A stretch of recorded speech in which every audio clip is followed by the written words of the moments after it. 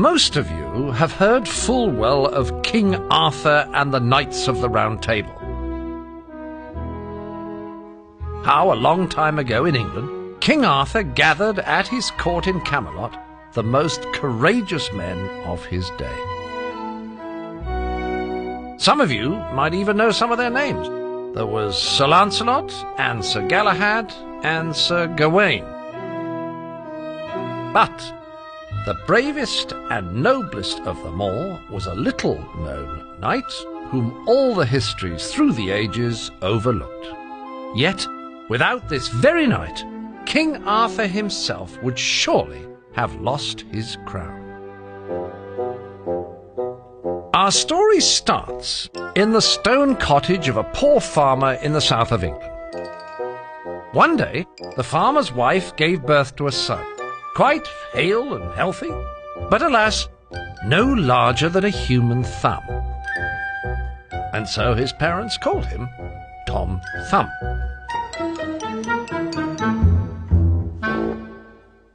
Now the farmer and his wife loved the child more than anything in the world. For what Tom Thumb lacked in size, he tripled in spirit. When he was but a fortnight old, Tom learned to saddle unsuspecting crickets and ride them roughshod round the cottage. Later, he taught himself to fly on the backs of butterflies and to wrestle honeybees, all of which made his parents exceedingly nervous, as they feared greatly for his safety. So much did his parents wish to shelter Tom from harm that they kept him in the cottage, away from the dangers of the much larger world. Whenever Tom asked if he could help in the fields, his father would say, "Not today, Tom, 'tis safer for ye at home." And whenever he asked to help at the market, his mother would say, "Not today, Tom, 'tis better for ye at home." So, day after day, Tom stayed behind in the house and watched as his parents made off to their chores. One day, after his parents had left, Tom saw an unforgettable sight. Running through a meadow in front of the cottage was a young damsel fleeing a hideous dragon. Just as the dragon was about to snatch the damsel, a knight in gleaming armour burst from the wood, moving swiftly on his steed with his lance lowered and steadied. "I am a knight of the Round Table, come from Camelot," the knight said to the dragon. "Give up, young damsel, and pledge thyself to the queen, otherwise I shall run ye through from horn to hoof." It didn't take long for the dragon to think well upon it. He let go of the maiden, slumped to the ground with his tail between his legs, and pledged himself to Queen Guinevere, weeping quite embarrassingly all the while. Now, little Tom had been watching this with eyes agape and mouth awide, for the dragon was considerably larger than the knight, yet the knight had countenanced no fear. So taken was Tom with the knight's courage that he resolved then and there that he too would become a knight of the Round Table.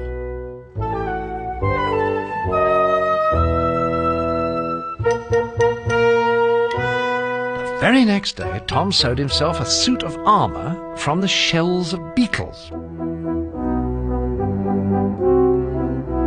He carved a helmet from an acorn crown and plumed it with the tail feather of a titmouse. He took one of his mother's sewing pins for a sword and sheathed it in a case stitched from pure spiderweb. And for several weeks he practiced sword fighting and jousting, first with an army of boisterous ants,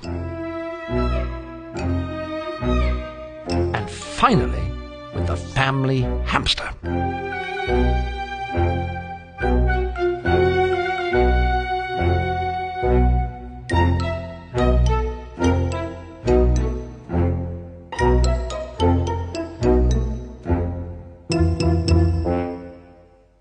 At last, early one morning, he wrote his parents a note saying, I've gone off to King Arthur's court, and I promise I'll return as soon as I become a knight, but not before." Then he slipped from the cottage and headed off to Camelot. Now it was assuredly a long journey to Camelot for such a tiny lad as Tom.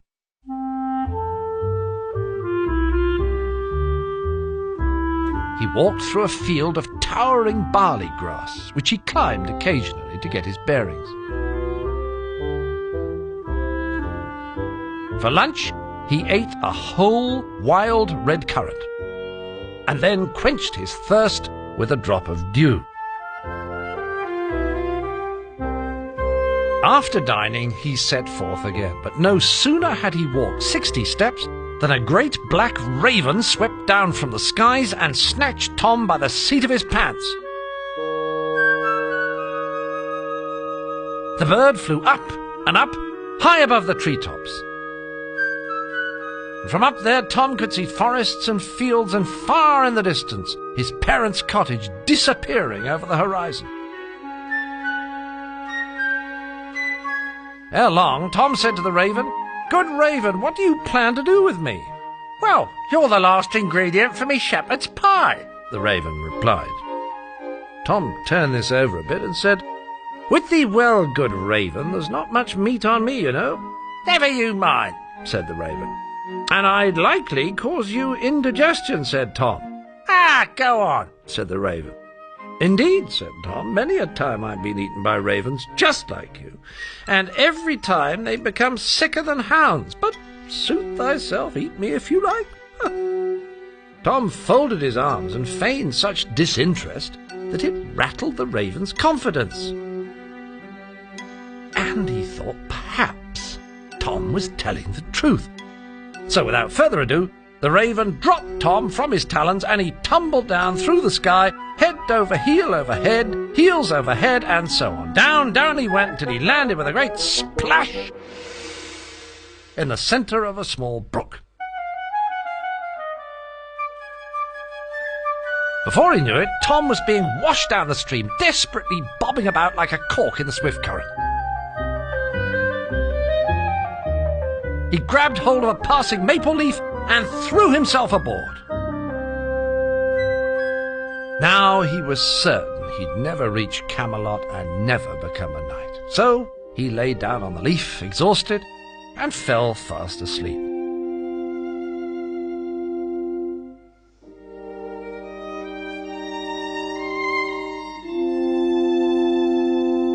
When Tom awoke, evening was drawing nigh, and the sun was setting over a grassy meadow.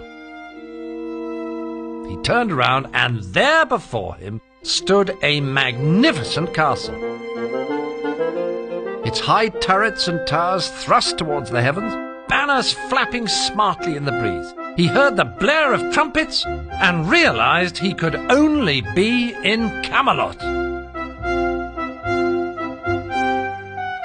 He left his leaf and swam with all his might towards the shore. Yet before he got there, a water-bearer dipped his bucket in the pond and scooped up Tom, carrying him back to the castle unawares. Soon the water was poured into a pitcher, and the pitcher placed on a table. Tom, who'd been treading water all along, climbed out of the pitcher and found himself straight in the centre of the round table.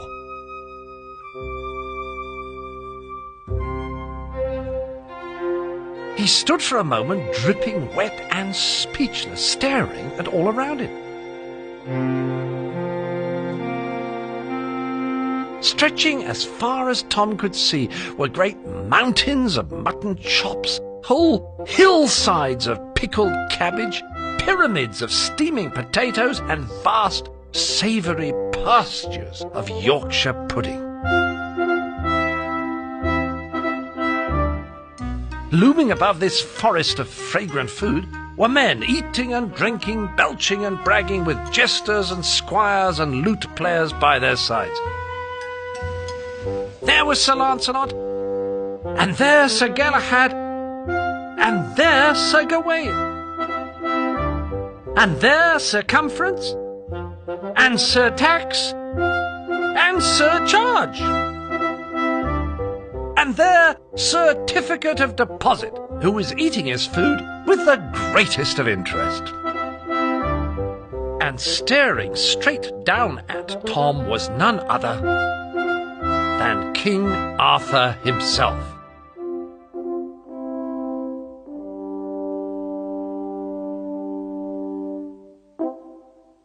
"What's this?" King Arthur said, pointing towards Tom. The table fell instantly silent. All faces turned in astonishment towards little Tom. "Come here, young man," King Arthur said.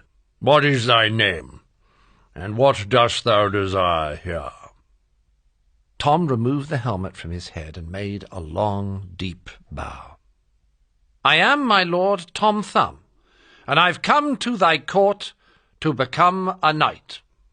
With that, the table exploded into peals of uproarious laughter. "Well, bless my soul," said Sir Galahad, holding his gut with great mirth, "he wants to be a knight!" "Look upon the fingerling," quoth Sir Gawaine. "Why, he couldn't even be an evening, let alone a knight." The men erupted once more into great cascades of laughter, and some began poking their fingers at Tom, while the table quaked and rocked with their merrymaking. Just then Queen Guinevere stepped toward the table and silenced the crowd with a nod of her head. "Good sirs," said she, "surely this is no manner for noble knights as ye to treat a guest of the Round Table. In truth, this Tom Thumb be small, but size is not the only measure of a man." She cupped Tom in her hands and brought him close to her face, and with a finger fixed his helmet on his head. Tom blushed deeply, for Guinevere was a fine and passing beauty. "Perhaps he may prove himself worthy of knighthood one day," she said. Then King Arthur raised his goblet and said, "Let us have a tournament for little Tom," to which a great cheer rose from the crowd. So a crayfish was brought from the kitchen, and the table cleared of its clutter. Guinevere gave Tom her colours to wear, as was the custom when knights went into battle for their ladies, and with a nod from Guinevere, the tournament began. Now, the crayfish was a nasty and irritable crustacean, at least twice the size of Tom. But Tom had practised well in his parents' kitchen, and he parried and danced about while the crayfish snapped its claws at the empty air. But after a minute, the crayfish caught the heel of Tom's boot and began dragging him about the table.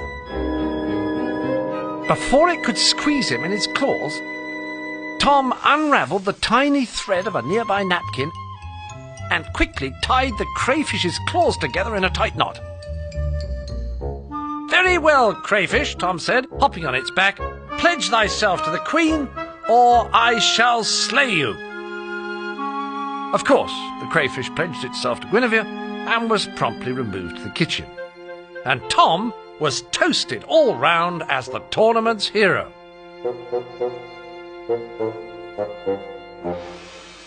And so Tom Thumb made a place for himself at the Round Table. Guinevere had the blacksmith make him a tiny suit of armour hammered from the finest silver, and she gave him a white mouse with a silk saddle.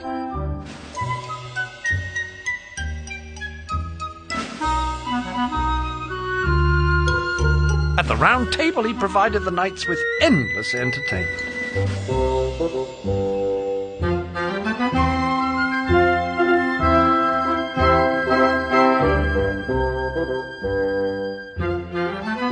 And though he was happy in Camelot, he hadn't, alas, been made a knight.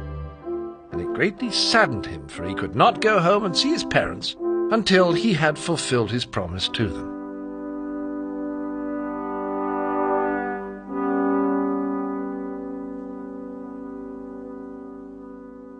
One day, after Arthur and the knights had gone to slay dragons in the north country, a messenger came to Guinevere and Tom with dire news.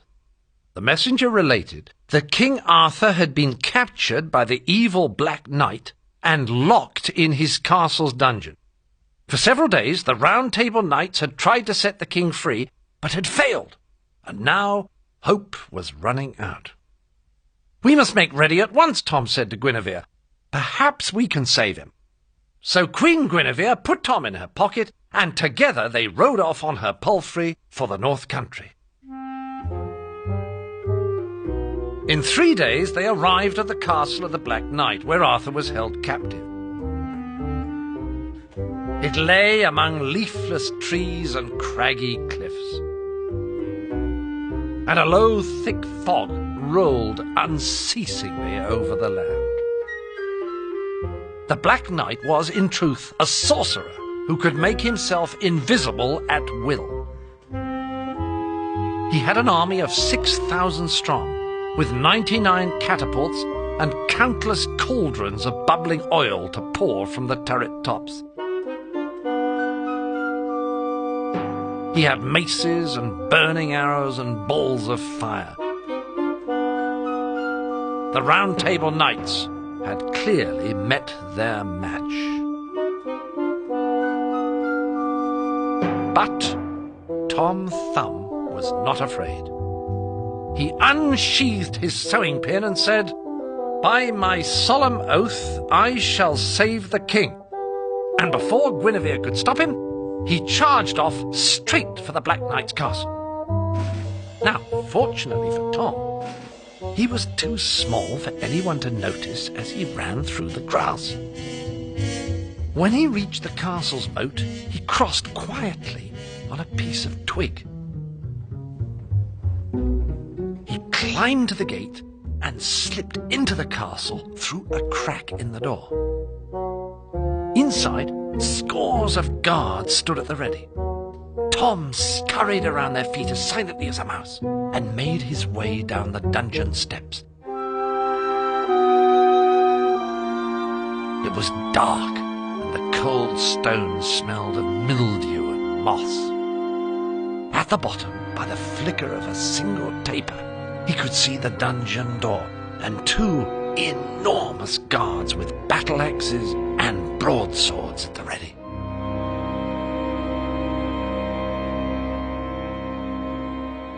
Tom thought for a moment, then crept into a corner where his voice would echo the loudest. He took a deep breath and yelled as loud as he could, "Guards, come quick upstairs! The Round Table knights have broken through!" The guards heard the voice in the dimness and swung around, but they couldn't see anyone standing there.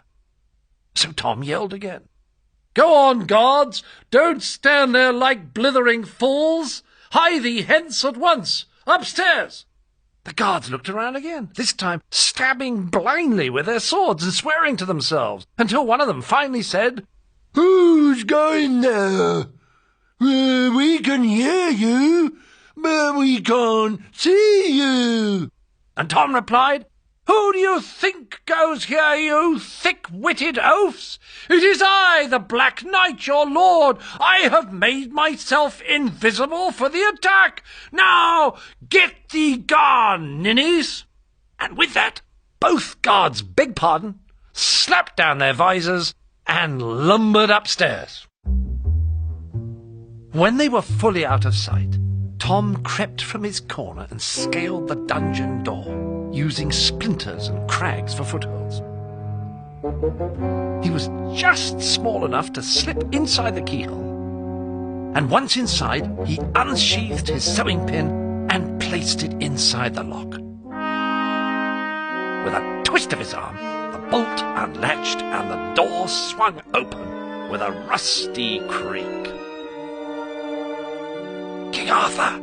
Tom whispered into the dark. "Tom Thumb?" the king said, emerging from the dark. "Is that you?" "Yes, my lord, 'tis I." "Ramsay," said Arthur, smiling broadly, "'tis a noble and courageous deed thou hast done." And with that, he placed Tom in his pocket and the two stealthily escaped from the Black Knight's castle under cover of the fog.